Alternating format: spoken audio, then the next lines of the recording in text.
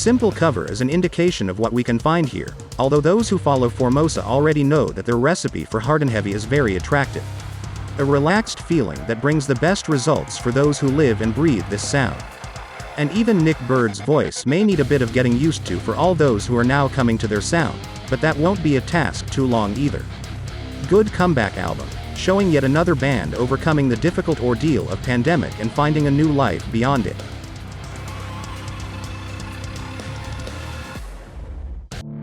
Another record debut with the quality label Lux Records, another album that reflects the enormous quality that we have at the level of alternative music.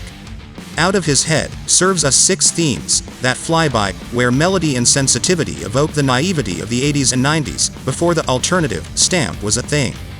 The music is given to us by Paul Oak in partnership with Paolo Jacob, a partnership he also produced, and simplicity is his strongest weapon, in the way the vocal melodies sound timeless, traveling our memory to the decades mentioned above as well as to some dreamy 50s, as if we were visiting them through a time machine built by David Lynch and Quentin Tarantino, where dreams are confused with reality and are hidden in our subconscious. A premiere that keeps us in suspense as to what comes next. The Italians Valgrind are back with an album of classic death metal. And this phrase is strong enough to have to demand some clarification. That's not to say that it's an immediate classic, recognized by everyone, or a large portion of those interested, but it sounds like a classic, had it been released a few decades ago. And classic records don't sound dated or out of place in time. It has everything we look for in a death metal record, where obviously it includes heaviness and some virtuosity, especially in the guitar solos.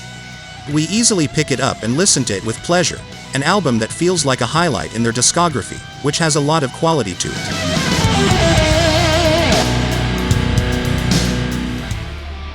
Bombastic debut by these Swedes Omnicidal, and it's so nice to come across a band you don't know at all and be completely surrendered to their charms. Which is basically what happened here with The Omnicidalist, a strange title for music that you immediately get into. Death metal with that taste of Sweden, but which is far from sounding dated, even though it has that gravelly distortion we like so much. Melodies, riffs, solos, everything on point for the debut of a great death metal band that we will want to follow closely.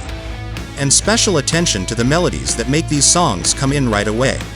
So far, addiction of the genre in 2023.